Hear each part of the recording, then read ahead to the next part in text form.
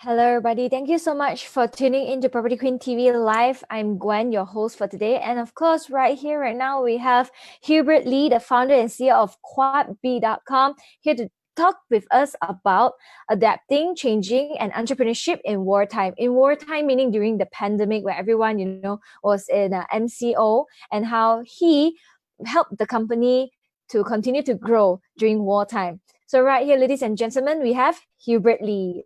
Hey, hi Hubert. Hey Gwen, thanks for having me. Great platform you have and really appreciate what you do. Thank you. Thank you so much. So can you just tell us a little bit about QuadB? Definitely.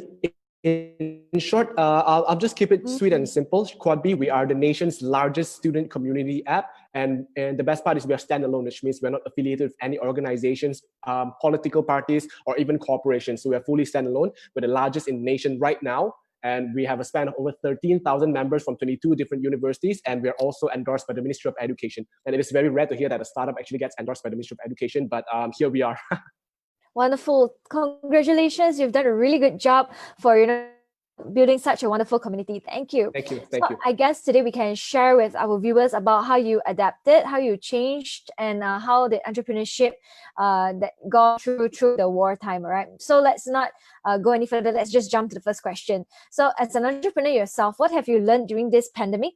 And what are the challenges that you and your company faced? How do I even start? The first one is definitely keep more cash reserves.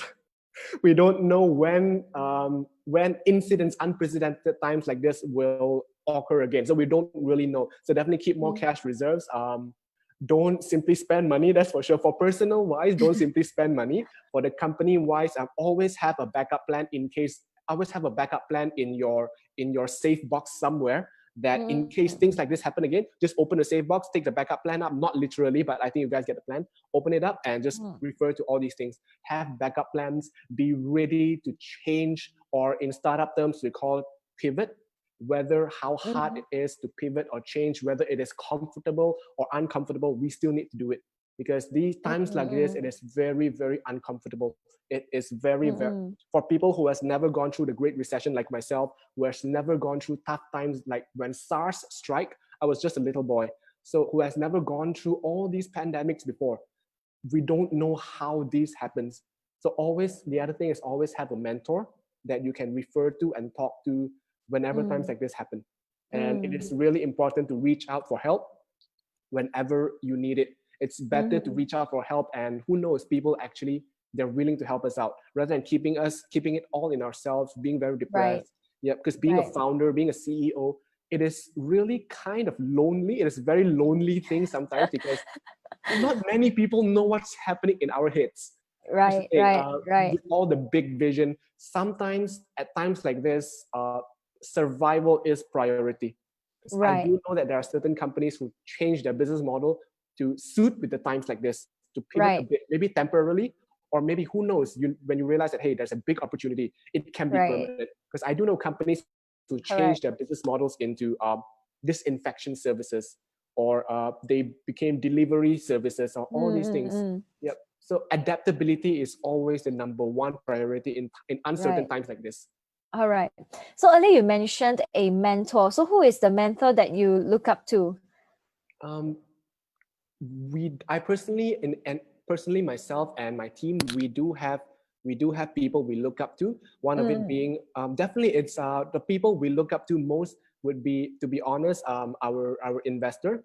He is because of PNC things, we can't really share much of who he is, but he's actually a chief marketing officer of a telecommunication company. He is a person we really look up to, and he taught us not really what he taught, but one of his wisdoms that he passed down to us would be this quote that states like, first, do different things or do things differently. Which are you? Are you doing anything different? And if you're doing nothing different, do it differently. So this is always something that he said, and it's a quote that we live by. And besides that, I personally, we do have quite a few mentors. He's one of the mentors I look up to. And it's not just that we need to look for mentors. Sometimes we need to look for friends, who has gone through tough times. we don't really need, sometimes all we need is just a thought or maybe an inspiration, because an inspiration can really bring us into a very, very far length. And I also, besides mentors, besides humans, sometimes connections, network is quite limited. Network is Right. quite limited. People's network is quite, social network is quite limited. So I do read more books as well. I've never read as much books as I had, Okay. especially in times like this. I Right. read at least like 2 or 3 a month, especially Ah, recently. And back then, okay. it took me 4 months to finish one. Ah, Yeah. all right. Because you have more time now to like really go and study to cram everything in for the pandemic lah. Yes, yes. Because staying at home, like especially during MCO, three Right. months being Right. stuck indoors, it is freaking depressing. So we need Yeah. to find something to do to, as much as I don't like using the word distraction, we Yeah. really need to find something to do to distract us from the depressing reality that is COVID-19. Okay, cool. All right. So we want to know, right, in your opinion, right, what are the major challenges that are faced by SMEs during this pandemic? I can't say much for them, but based on what I've heard, what I've understood, and what I've experienced personally, I can just share a simple brief. The major challenge that SMEs face, even startups like myself, what we face is the sudden change of landscape. There's sudden change of landscape. If you are in F&B, you would notice that, hey, all of a sudden you're not allowed to operate anymore. You need to change your model from being a very fancy, beautiful shop that everyone comes to take Instagram photos to nobody cares how your shop looks. They just want to eat. They just want to eat, and they want it delivered to their doorstep. And that is probably one of the biggest challenge. And the other big challenge is trust issues among teammates and probably employees or co-founders or whoever it is. We call it the team. Trust issues, that's the second thing. We are living in an Asian country that is so used to working face to face every single day. Right. Right? It's Right. not about remote work. We don't believe in remote work. We don't believe in work from home. We believe in I see you every single day. You report to me every single day. You tell me your updates every single day, or maybe every time. At least I can see you. Right? It means Right. it's more physical connection. And the challenge with that is that mainly the trust issues. And besides that, there are the way to counter that would definitely be that there are existing technologies like Zoom.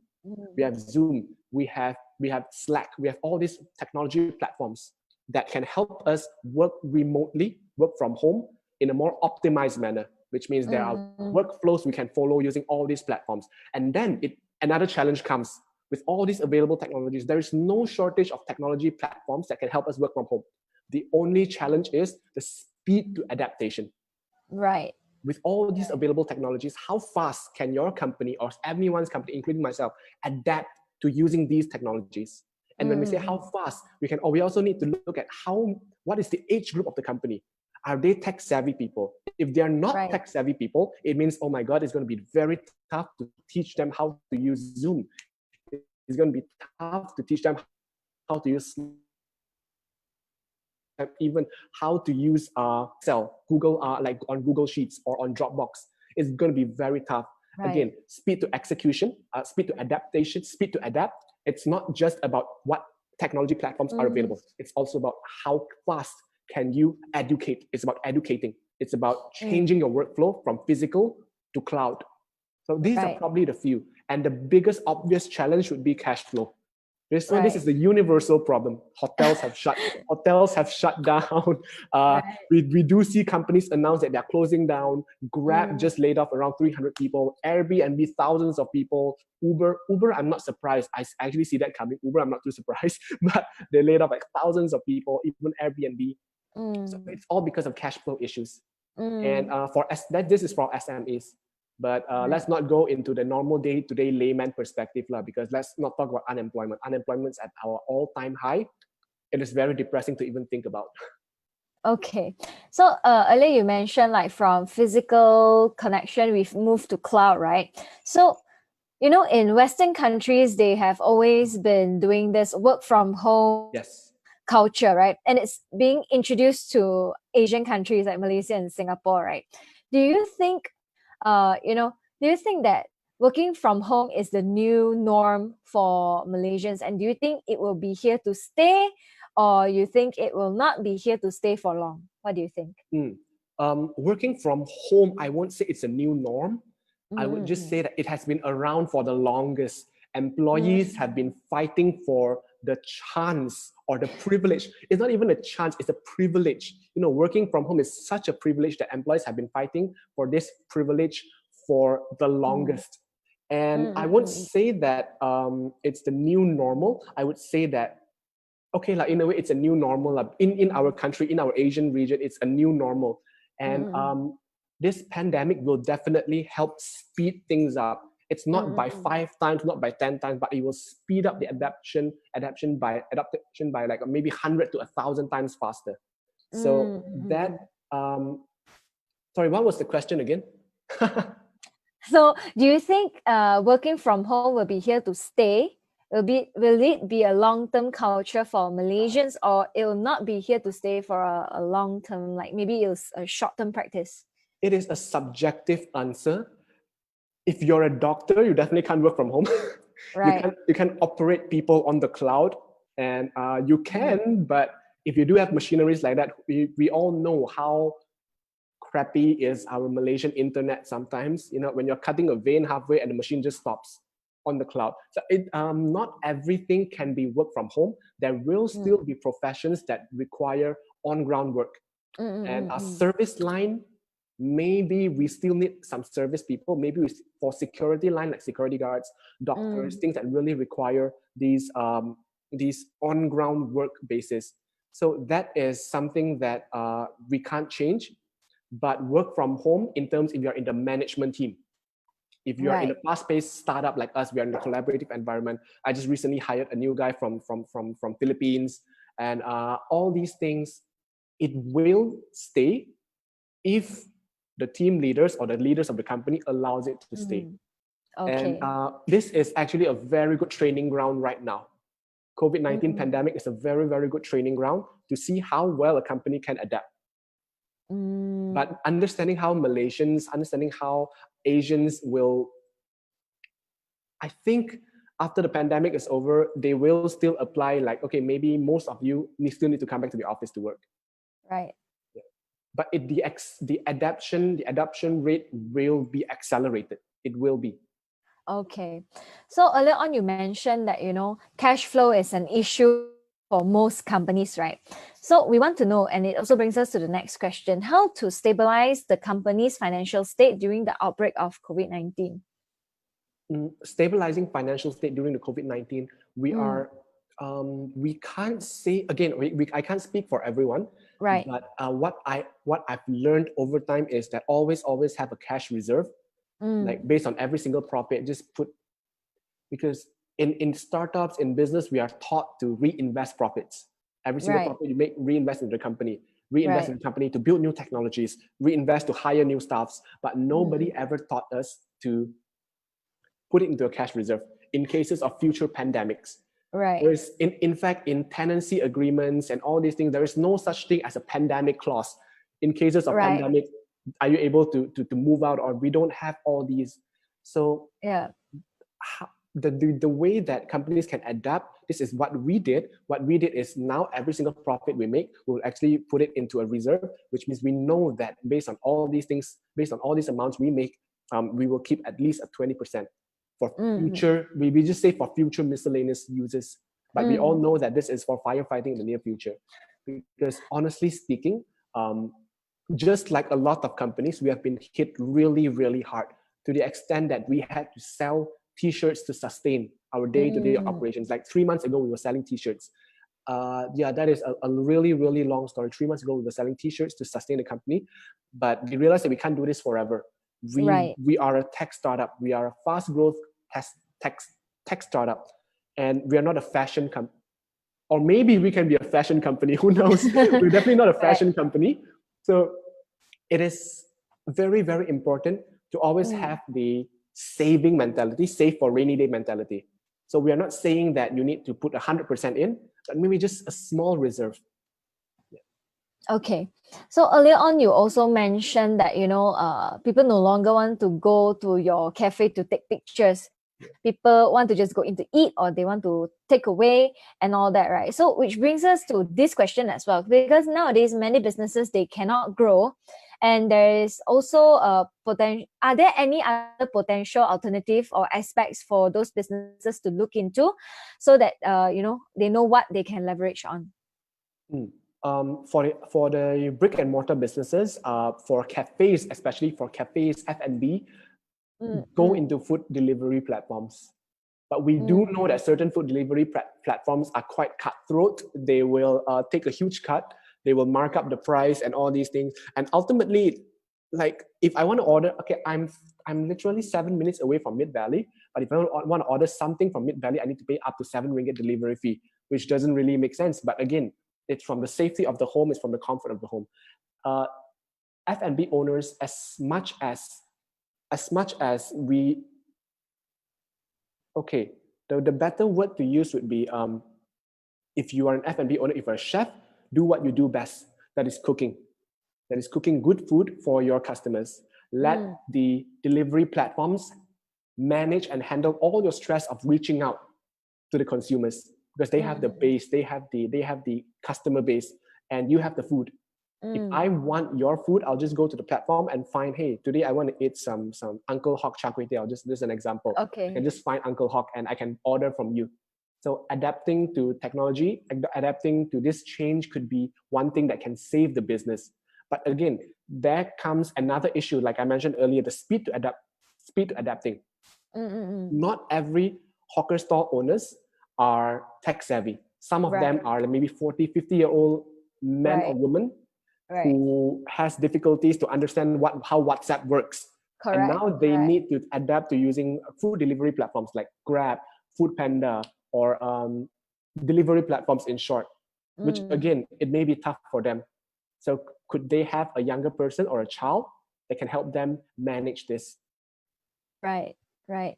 I have a friend, right? No, not actually a friend, my cousin. See, my uncle is a Pasar Malam. So he sells biscuits at Pasar Malams, right? So your childhood biscuits and all that. So from there, right, the children actually set up a Facebook page for him. It's called Uncle Chin's Biscuits, right? And they started selling online. So I think this is the same thing that you just mentioned. Try to progress, change yourself, go into digital, learn how to use WhatsApp, learn how to use Facebook, learn how to do social or digital media marketing, right? So I think this is a really good point for all uncles and aunties to take note on. Like, you can actually leverage on internet to do some of your marketing for you. Do you agree? I do agree. But again, if it may be tough for the elderly to do it, so always leverage on, I always believe in leveraging on our own connections. And what the elderly have would be connection to young people, your nephews or your grandkids, maybe not grandkids, but your daughters, all this. They know how to do social media. They know, maybe not in a professional way, but in a way that can help you constantly updating people that, hey, we're still operating, we're still selling your favorite bowl of noodles, and we're now in platform XYZ. Right. Correct. Okay, so now we're talking about this, right? So as a young employer yourself, because you are the CEO and the founder of your own company, so as an employer yourself, right, how do you motivate your team to adapt to the new norms right now? Like maybe during the pandemic, we have new different norms. So how do you help them to adapt and motivate them to go into the new norms and accept the new norms? They love the new norm. They love it because imagine, like, you can now work from the comforts of your bed. It's like every employee's dream come true. It's like even myself, it's my dream come true. I can just sit on my bed and not worry about how I look like, maybe in my pajamas, and I can start working. And whether I shower, okay, maybe before this interview, I haven't even showered. I haven't even done anything. But you won't know because you're not right beside me. But that's the thing. It's creating that comfort from home while you can still work. So to be very frank, we don't have to motivate them because we're a bunch of young people. To the elderly, they think that we're a bunch of kids. And what kids love doing is work from home. So we all love working from home. And Right. but if we want to motivate in terms in when you mention motivation, there are multiple factors, right? Mm-hmm. Motivating them to work from home, I don't think we need to motivate them that they love it, and I think more people would love it. But Mm-hmm. on but this is a huge change from a team that we get to see each other every single day, and all of a Mm-hmm. sudden we don't get to see each other, we don't get to smell each other's perfumes, we don't get to do many things together. So the challenge would be we lack the physical contact. That is the tough Okay. challenge now. So Okay. the better thing would be, how do we have a constant flow of communications? That is when, again, we need to adapt to existing technologies. Our team, Right. we utilize 3 platforms: Slack, we do WhatsApp. Slack is for more comprehensive work discussion. WhatsApp is Mm-hmm. for in case you need me immediately, just text me or call me. Because to be very frank, we are more active on WhatsApp text than WhatsApp calls now for some reason. For some Mm. reasons, I don't know why. So WhatsApp, and the third one, we just recently secured a contract with an international e-commerce giant, and we can't name who they are yet because of confidentiality reasons. But we use Ding Talk to communicate with them. So these are the few platforms Ah. that we do communications with. It's just like Mm. back in days in certain things that, okay, if you want to talk to the CEO, you need to go to the CEO office. Not to say I have my own office. I would love to have my own room. But we practice open office concept in which everyone sits on the same table. We don't Mm. have a hierarchy. I mean, we Mm. don't have communication hierarchy. You can just come to my desk, which is 2 steps away from you, slam my desk and say, Hubert, I think we can do this. So we don't have communication hierarchy, but we do have work hierarchy. Work hierarchy means Okay. we clearly know that who's in charge of what, who reports to who Mm. does what. So work hierarchy is very important. The biggest challenge a lot of startups face is they claim that we have zero hierarchy. But if you have zero hierarchy, who's doing what? We don't know. Who consults who in terms of problems? We don't know. So Right. communication hierarchy, we have zero. But work hierarchy, we applied a slight work hierarchy to know who's responsible for all these things. Mm. So all Mm. these things needs to be properly documented. And in our cases, we use RACI, the RACI model, the responsible, accountable, the consult and inform model. The RACI model, which Mm. a mentor of mine who runs McLean Services, his name is, sorry, I've forgotten his name. What a bad guy. Sorry. It's okay. So he runs McLean Services. He actually passed on this knowledge to us back then, and this helped us manage our team more effectively. Because Mm. what we do is we have a core team of 4 people right now. That is the core team that we communicate day to day on a day-to-day basis. With our core team of Mm. 4, we actually manage and work with 20 to 30, around 30 other student leaders. We call them the squad from who represents us in different universities all across the country. So it is easy to communicate Mm. with 4, but it is tough to communicate with a team of 30 people from 20 campuses all across the country. So we need to have a clear structure on how these communications are done. And it has to be on a layman term, in the term that even students, 15 years old, they can understand. Okay, totally understand this new norm. So, right, for a startup like yourself, you guys have your own office, right?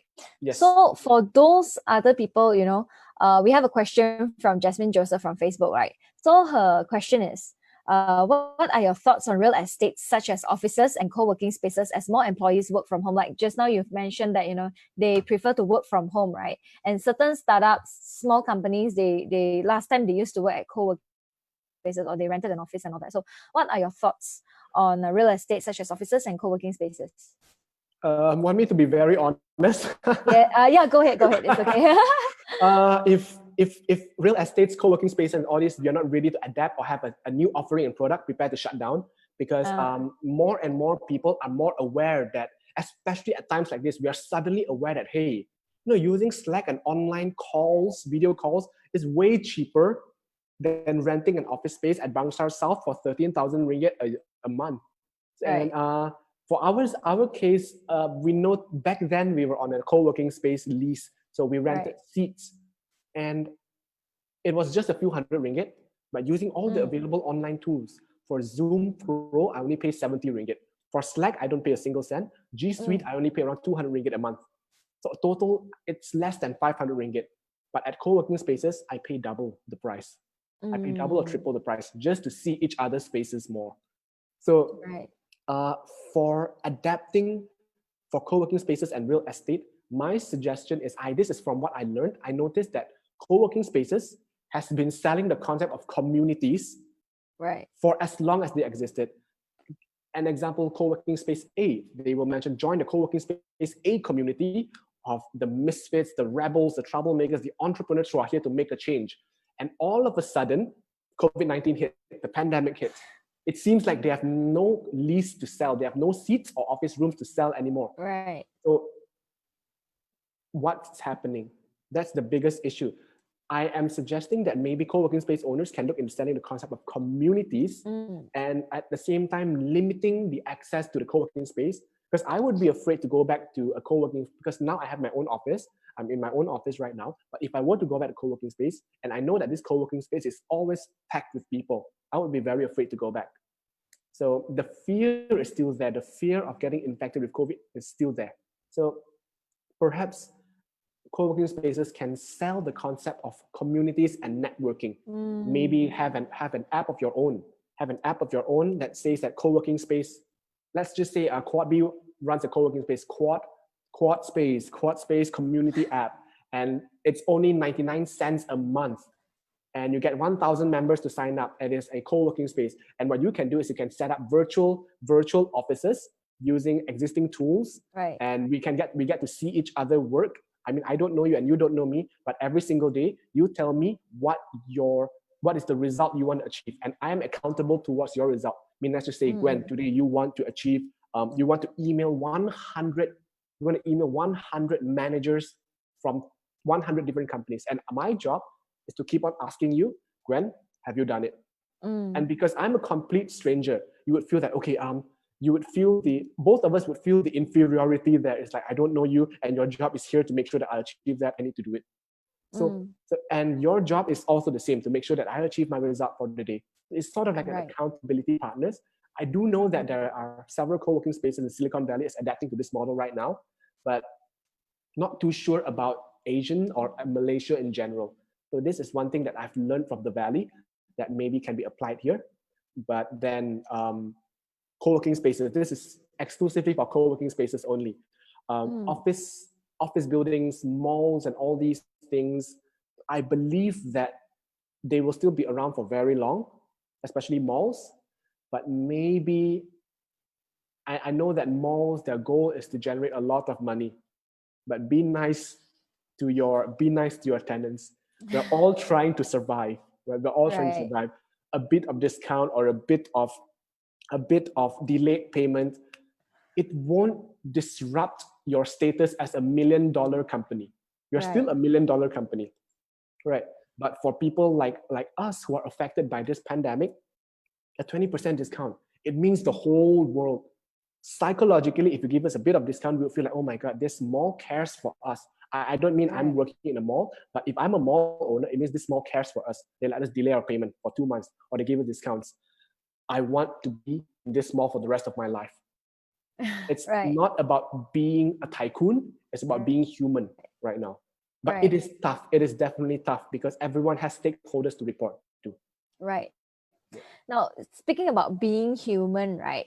So as a startup, and earlier you've mentioned as well that you do seek for investors to invest in your business, right? So can you share with us just a little bit, like, were there any investors that pulled out on you last minute during the pandemic or even before the pandemic itself? Yes, we secured. It's a great question, and every time I receive this question, I would be a bit pissed off. but we all understand that we are all trying to survive. It is an uncertain time. So what happened was we have engaged an investor in Silicon Valley, based in San Francisco, Silicon Valley, in San Francisco, in America. And what happened was his profile. I don't want to name who because I still appreciate the relationship. I'm not sure if he's watching now or not. Hopefully not. He is a very famous investor. He has invested into Facebook and Uber, and he has exited with a lot of money when Facebook went public and when he sold his shares back to Uber. So he has a lot of excess cash. So when we proposed this idea to him, and he mentioned that, okay, this idea is something that will destroy Facebook, he wants to be part of this. So we shared the plans, we shared everything with him, and he said, okay, I'm on board. We signed the term sheet. And when we announced that, hey, this investor is on board, we got engaged with another investor who's a big fan of this investor A. and he mentioned, okay, investor A is on board. I know that this is something I want to be part of this. Okay. So B came on board. Right. And because A and B, they took up majority of our round, up to 70% of our round. So when we are 100%, we have reached the target 100%, we can close the round and we can issue the shares and we can start utilizing the funds. C and D came and say, okay, since like you're all ready and set up, almost closing the round, we want to participate last minute. And the pandemic hits, and America now has one of the largest cases in the world. And he mentioned just months ago, he mentioned to us that just a quarter ago, he mentioned to us that he needs to pull out maybe next time. But this has created a ripple effect because A pulled out, B, who has participated because of A, he mentioned, okay, since A pulled out, I need to pull out as well. So the two biggest investors are out. The small investors, C and D, they mentioned, okay, since like the round is now unoccupied, majority unoccupied, we want to pull out as well. So this, in a layman term, it's a very D move. I don't want to say the full word, but it's a very D move. But we understand, because if we were investors ourselves, which one day we will be, we know that it's a very risky thing. We all want to have cash reserves. Just because we have millions in our account doesn't mean we need to utilize all of it right now. So that is the thing. It has created a ripple effect. We were back to ground zero. We were celebrating and we were so excited about we were closing the round. And we have already planned, hey, in these 2 years, this is the development. This is what we're going to do. We planned every single thing. And that is the biggest issue. We are left with nothing at that time. And that is when we knew that, okay, something needs to be done to sustain this, for the company to survive. That was when, we told ourselves we need to do something in this few months to survive. That was when we sold t-shirts. We sold it for, I think was it 49 ringgit? 49 ringgit per t-shirt. Yeah, I was asking my co, is it 49 ringgit per t-shirt we sold? We sold t-shirts for 49 ringgit each, right? Yeah, we sold t-shirts for 30. My co-founder was just right in front of me. For 39 ringgit each. She's the numbers person, so for 39 ringgit each. And we got like almost 100 orders, which we are very, very thankful for the support.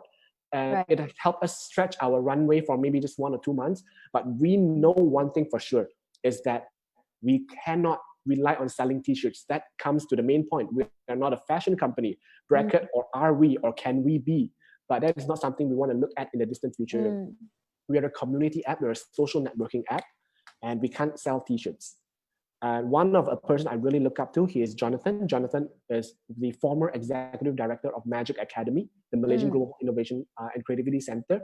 He's a person I also really look up to, and he's a mentor figure to myself. And he gave a sentence, he left a comment on the post stating that, hey, back then Airbnb, they sold cereals to sustain, and look at where they are now. It is a huge inspiration, because at least, t-shirt we can still wear. Cereals, after a few years, we can't eat already. So it's a very inspiring sentence that he gave us, and it motivated us to go further. So we know one thing for sure, we can't sell t-shirts to survive. So we asked ourselves, what is the traditional, because our job, again, is if we're not doing anything different, we do things differently. So fundraising is not anything different. Every company, no matter how big you are, even if you're a public listed company, you're also raising funds from the public. You're also raising funds for your company. So we need to do things differently. If we can't get 4 big investors to buy 20% of our company, why not we disperse the shares? This was our strategy. For people who hear this right now, it is an opportunity. But for ourselves, we know it is a strategy, right? So why not we bring on board 20 to 30 smaller investors who can put medium to high ticket amount into the company, and we disperse shares to them.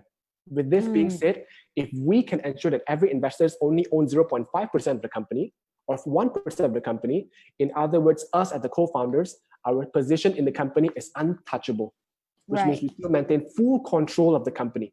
Right. And the best part is, because we have 20 investors, if we were to find 20 investors, they would come in with their accumulated network, wisdom, and resources, which means if suddenly we say, okay, guys, this week we are hitting our all-time high and we want to go all-time high again, what should we do? they will bring the experiences on board and say that, okay, this is what you should do based on our experience.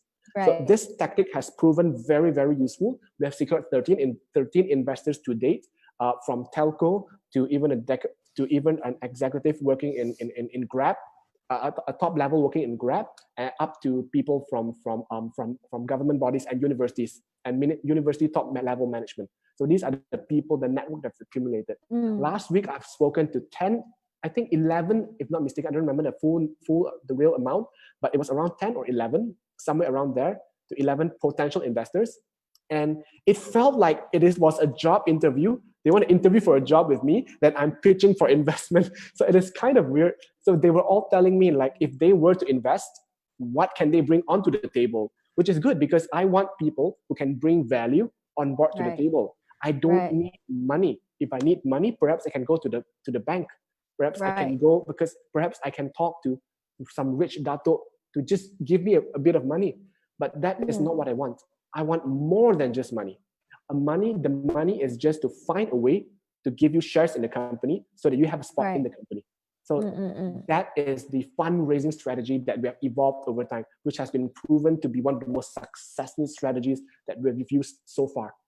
Our first micro round has completely closed. We just welcomed one of the top recruiters in the country into our onboard our company just a few days ago. We have closed our first micro round, and we're considering to open up the second micro round soon, because we do have a wait list for people who want to buy into the company as of now. So it is a really, really interesting times. From 3 months ago, we were literally left stranded with nothing. So 3 months later, we are in a very interesting situation. And we just secured our first client, in a way, a partner and a client, which was Lazada, and another e-commerce partner, which is the largest e-commerce platform in the world. Can't really say who yet, but we are integrating what we do into the internal ecosystem. And this would provide a lot of students, unemployed graduates or current students, with jobs. Because what we're going to do is we're going to revamp the internal ecosystem into an internal gig economy, in which, as long as you're a Quad B member, you will get a chance to be part of this ecosystem, which, again, you would get part-time jobs from this company, such as designing, copywriting, social media consulting, and all these things. It is a really, really, if I can say so myself, it is a really revolutionary business model. It's a really revolutionary opportunity provider that we could give to the students. And it's way better than, Malay, we say mereput kat rumah, doing nothing, watching Netflix every day lah. Right, correct. So I think what you're doing right now is, throwing away all the traditional ways of having to go and find hard ways of finding a job. But also, if you perform very well for all these companies, then you might be potentially even hired to be part of the company. Right. So you're creating an opportunity. Yes, it is a pipeline. So like, what you did here is you're actually creating more opportunities for youngsters to be able to be employed, which I feel is a really good job. Good job, Hubert. Thank you. Because that's what we do. People who know me know that people who know me and my team, we all know that, we don't do things for the sake of money. Because if we were to want to work for money, I mean, my co-founders, they are amazing individuals. Waiting is just right in front of us. Shin is probably working on his bed every single day, lucky guy. He's probably working on his bed coding right now. So they're both highly paid in where they're from. Even their bosses love them, their team love them. If we want to do it for the money, we wouldn't have jumped ship into what we do right now. Because let's be honest, there is no money in a startup. There's no money in an early stage startup like ours. Right, correct. So which brings me to the next question, right? Because you said that you have zero funds, right? So as an entrepreneur that started the company with zero funds to what it is today, could you just share with us, how did you let your company stand out from the rest for getting all your investments and just securing all your investors? Having zero budget is both a curse. For a lot of people, it's a curse or a blessing. Or it can be in between. We can't be too biased to one side, saying, oh, no money is a huge curse, we shouldn't do it. We can't say that, hey, having no money, it's a blessing because we have freedom to do anything we want. We can't say that. We can't have a bias. We must be in the center. It is a blessing in disguise. And because we have absolutely zero budget when we started, we have the privilege. Okay, if we have zero money, which means nobody is controlling us on how the money goes out. And it simply means we have no bosses to report to because we're all the bosses. In a way, we're all the co-founders are the bosses.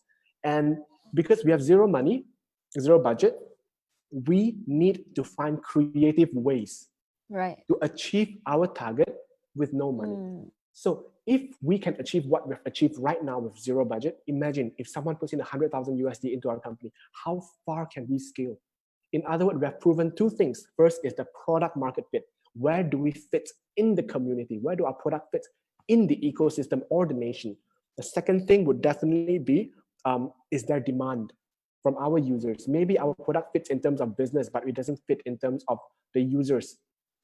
So far, we have proven that first, we do have users who love our product. In fact, it was a very interesting experience because once I was walking at Taylor's University, wearing our signature company t-shirt, and few students, like 4 or 5 of them, just walk over and they asked, hey, you're the squirrel guy. Back then, our mascot was a squirrel. And we said, you're the squirrel app guy, can we take a photo? So that was like, it was a really cool experience because we never knew that in certain universities, people just love us. We never knew that until recently. And that is the experience. All these are achieved with zero budget. And to explain the extent of how far we've stretched with zero budget, we started in the first week we started, we didn't put our app on Google Play Store. Because Google Play Store, we need to pay $49, I think, some money. It's not a lot, but we felt like, why waste? So we sent it out to a few people on WhatsApp. We attach on WhatsApp and we say, hey, if you guys love this app, just, send it to your friends. And surprisingly, that literally blew up. We thought like, okay, why not? Okay, we've sent out to WhatsApp. Why not do a bit of promo on Twitter? We just say, okay, if you guys are from these few universities, this is the app for you to use to reach out. This is the app for you to find anyone in your university and chat with everyone in your university. Use this app. So it just blew up. We have over 2,000 retweets in just 2 nights itself, which is crazy. By the way, not even McDonald's can achieve that. I've done my homework. Not even they can achieve that. So we have 2,000 retweets and we have over 500,000 impressions. One night itself, we have secured literally like 20% of UiTM Shah Alam students.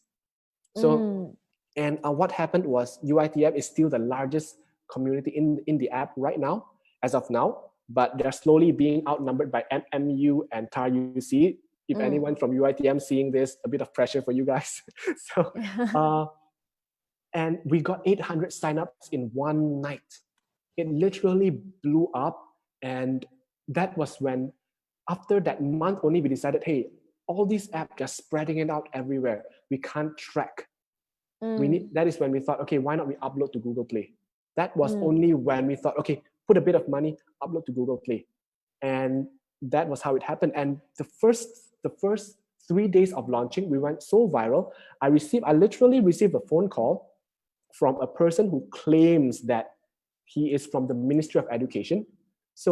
And at first I thought it's got to be a scam call. The Nigerian prince who wants to give us $24 million kind of scam call. So I thought, okay, it's probably a scam call. So I just entertained. I said, okay, oh yeah, cool, you're from the ministry. Oh yeah.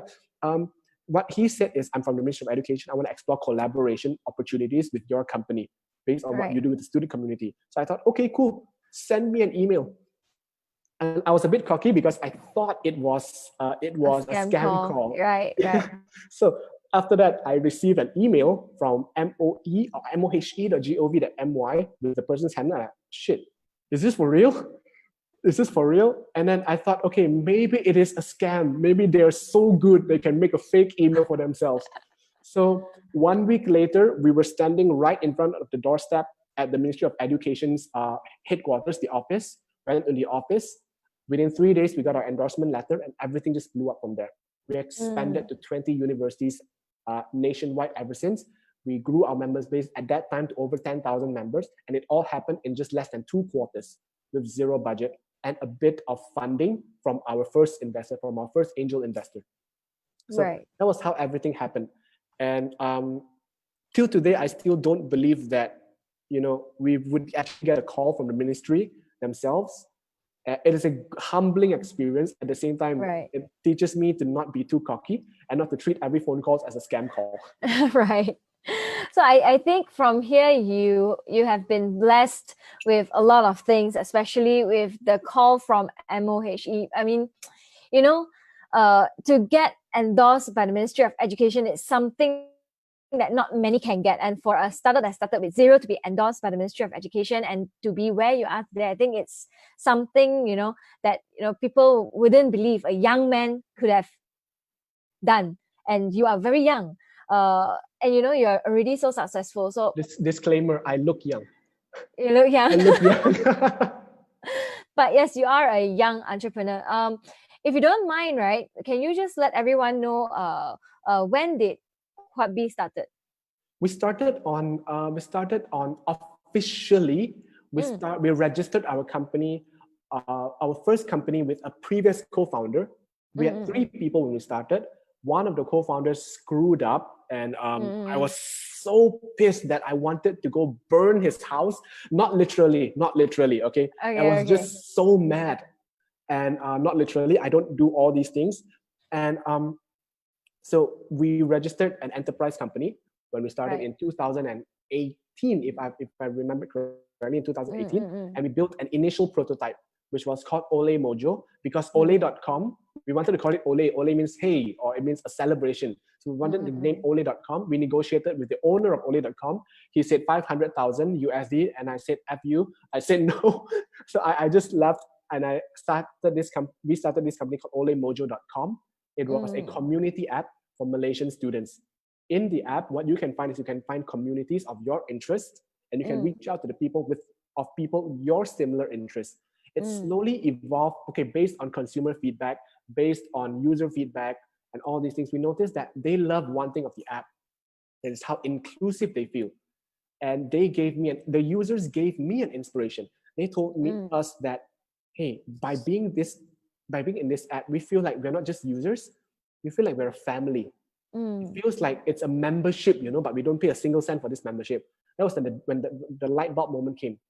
Turns out our platform, we are not just an app, we're a membership. You join, it is a membership. We give you privileges, we give you benefits, we give you a community to use. So the result only came in 2019.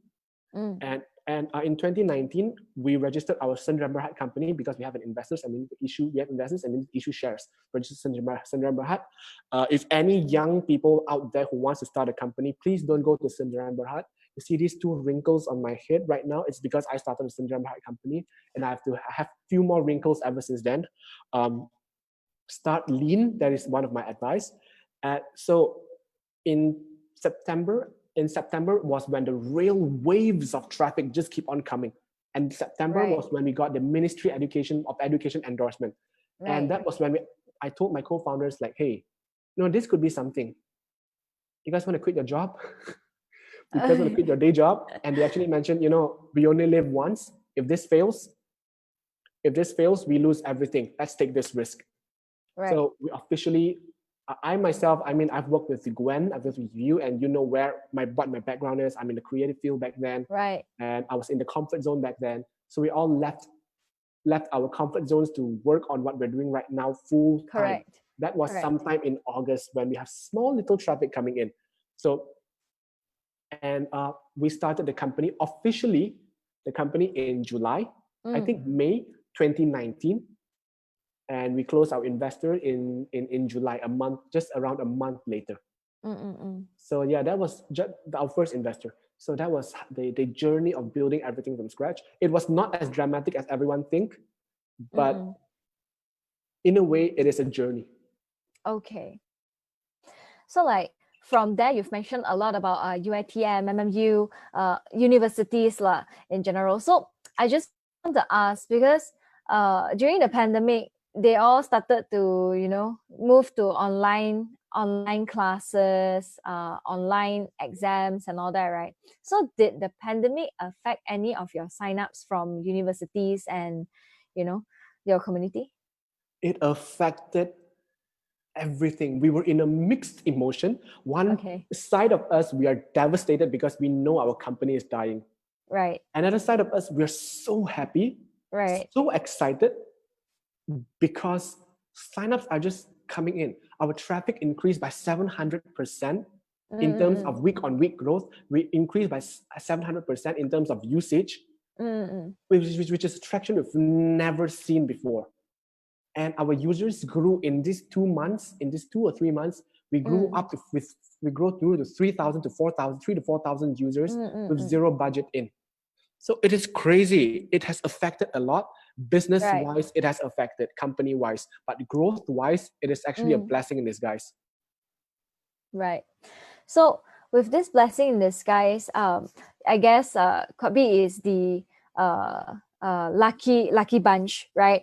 To be blessed during this pandemic, right? But there are also people who are not so lucky during this time, right? So like many people lose their jobs, and also not to mention pay cut. Like those who didn't lose the job, they got pay cut, right? So what kind of side job would you suggest these people to do to cover their income that they have lost? Because I heard that you've also mentioned that you guys are actually providing a platform for people to show their talents as well, so that other companies can hire them part-time, right? So can you just suggest them like some ways that they can earn some money? Right. I'm not too sure who's watching right now, but I'm going to generalize a little bit because I'm not sure of the age range. What I can suggest is, before I go to the suggestion, I just want to say that tough times don't last, but tough people do. And rough Right. seas create skilled sailors. These are the two quotes that we live day to day. And it is through tough times that we have tough character. We have tougher character. So tough times are actually needed. Consider this as a reset, or a reset button to rethink everything we're doing.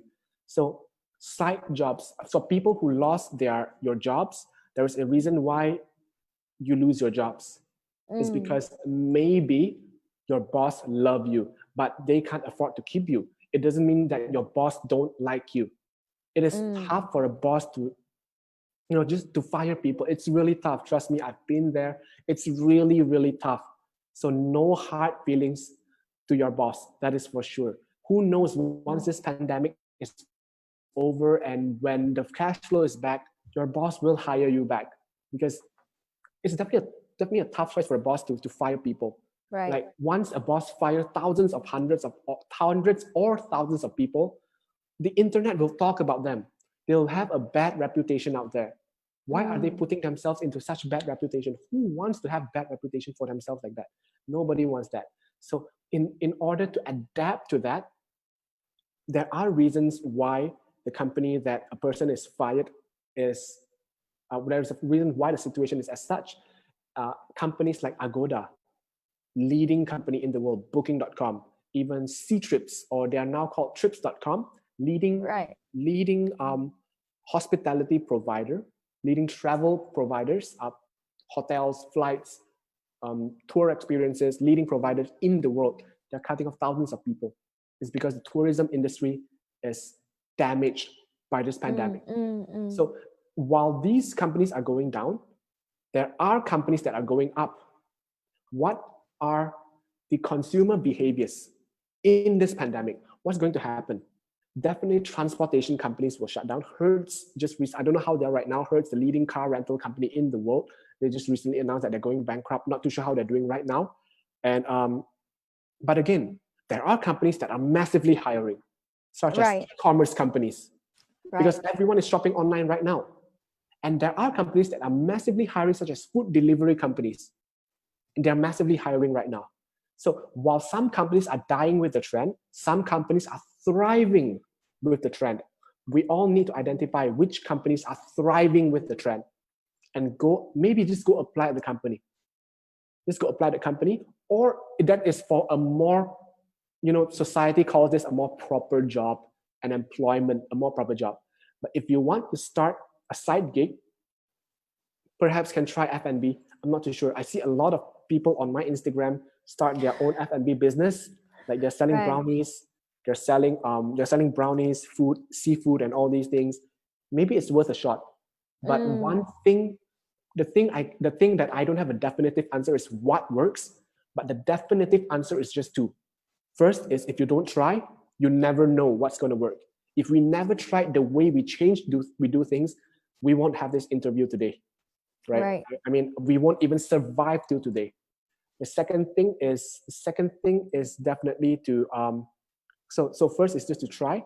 Second thing is to really, really get out of the comfort zone. Because if I can add in a third thing, it's an uncertain time, but it is our job as leaders or human beings to make it certain. Because our teammates, our employees, our staffs, our friends, people working with us, they're all innocent. There are a lot of innocent lives being affected. So in uncertain times, a leader's job is to make things certain out of uncertainty. But again, never try, never know. Like, who knows, your brownie will be the number one brownie in the world, in the country, and everyone wants a piece of your brownie. Correct. I think after the whole MCO thing, when everyone became a dessert chef, I think they started to actually sell more desserts and hot food, especially the YouTube couple. The Indian YouTube couples, they're actually doing quite well right now. And Pavitra and Sugu, yeah. That's right. They're really lovely. It's like when I see their videos, I feel like they're so genuine. They're not trying to fluff everything up like traditional YouTubers. They're just showing you, hey, we are a normal couple, cooking normal food, living a normal Indian life. It is so genuine. And that's what people love. We love seeing genuine stuff. Correct. And I guess that today's session, we have learned so much from you, all your facts and the insights on everything that you have just shared with us is truly very inspiring. And I hope everyone who watched today's live learned something from your experiences, and your sharing has been really, really fruitful, and we're really glad that you took your time to join us here today at Property Queen TV Live. Thank you so much, Hubert. Thank you. And anyone who wants to reach out to me personally, just find me. I mean, my name is Hubert, HUBRT. Just find me at hubert@hey.com, as in HEY.com. Just find me at hubert@hey.com. Any questions, any personal things, or if you want to invest into the company, which you need to go through a wait list, or you have any questions you want to ask about our growth so far, any advice, any thoughts. While I may not be the most experienced person around, I'm probably the person who's more willing to share. So it's all about the willingness to learn. And every time someone emails me to ask something, it is a chance for me to refresh my memory. And it's definitely a chance for me to also learn from the person. Because again, network determines not our net worth, it determines our net worth, but it also determines the friendship we make along the way. Correct. So yeah, just reach out to me at hubert@hey.com anytime. Okay, any last advice for entrepreneurs out there, or people who wants to be entrepreneurs, or people who are going through a rough time right now? If you asked me this question 3 months ago, I would say just try doing it. Never try, never know. You only live once. But today, if you ask me this question, if you want to be an entrepreneur, if you want to be all these things, this is really a time where everyone needs help from someone or everyone. When you start something right now, reach out. Don't do everything on your own. Reach out, ask for advice, ask for thoughts, get friends to share thoughts. Like, even it doesn't matter even if they don't really understand what you do. Just get them to listen. Correct. Like, just reach out. Because it's funny how 3 months ago the advice would be different from 3 months later. But the advice right now would definitely, if you want to start a business, reach out to people whom you think you can help. I've been blessed with great mentors, friends, and network who a lot of them are now my investors. It's all because I reached out. Yeah. So I guess from here, we know that don't be afraid, don't feel shy to reach out to people or ask for help or even ask for advice. Yes. So thank you so much, Hubert, for joining us today. Don't be a typical Malaysian. Just reach out and ask. Reach out and ask. That's right, ladies and gentlemen. You heard it from the man himself, Hubert, the CEO and founder of QuadB.com. You guys can actually go to QuadB.com and have a look as well. And Hubert even mentioned that you guys can reach out to him at Hubert, HUBERT, at hey.com, right? Yes. So thank you very much for having me. I really appreciate this session. Hope it was helpful. And thank you. All the best. Of course, it was helpful. Thank you so much for a fruitful session. And I myself learned something from you today as well. Thank you so much, Hubert. Now, ladies and gentlemen, if you love our session, remember to like Property Queen Facebook page, and of course, share this video as well. And we have more videos to come. So let's see you guys next week at our next PQTV Live. All right. Thank you so much. Have a great afternoon, guys. Thank you, Hubert. Bye-bye. Take care. Bye-bye.